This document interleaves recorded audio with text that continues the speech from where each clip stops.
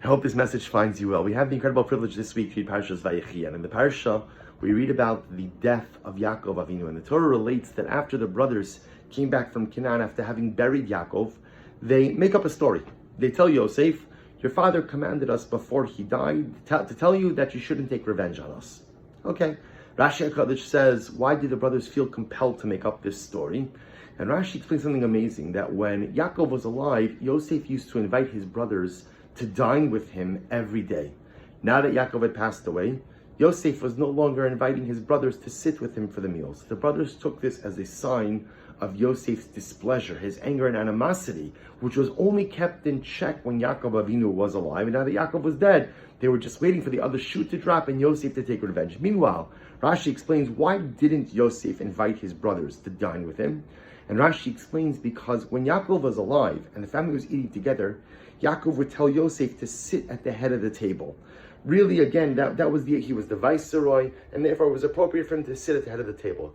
Yosef felt now that his father wasn't alive, it would be inappropriate for him to choose to put himself at the head of the table in front of Reuven, the biological Bachar, in front of Yehuda, who would be the monarchical firstborn.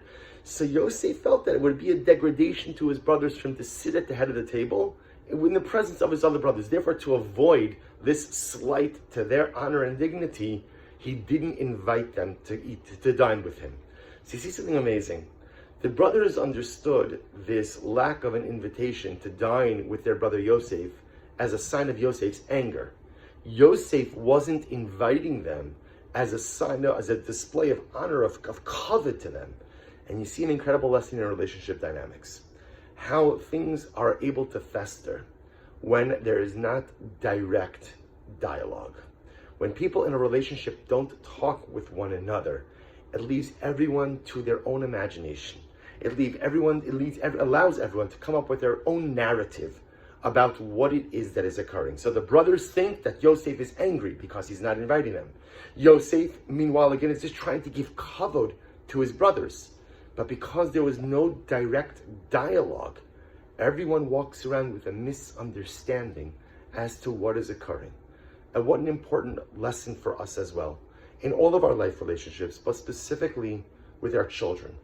Sometimes we're hesitant to have certain conversations with our children because we're afraid of what they're going to think, what they're going to say, what they're going to do. I don't want to come across as too overbearing, not caring, unloving, too harsh. And meanwhile, we don't understand sometimes as parents, when we fail to have the necessary conversations with our children fill that vacuum, that dialogical vacuum, with their own narrative. They fill in the blanks, often coming to conclusions that are simply incorrect and false. It behooves us as parents to engage in constant and consistent dialogue with our children, even regarding the most difficult and sensitive of topics, so that our children know how we really feel and we don't leave it to their imagination. We learn from the Torah what to do and what not to do.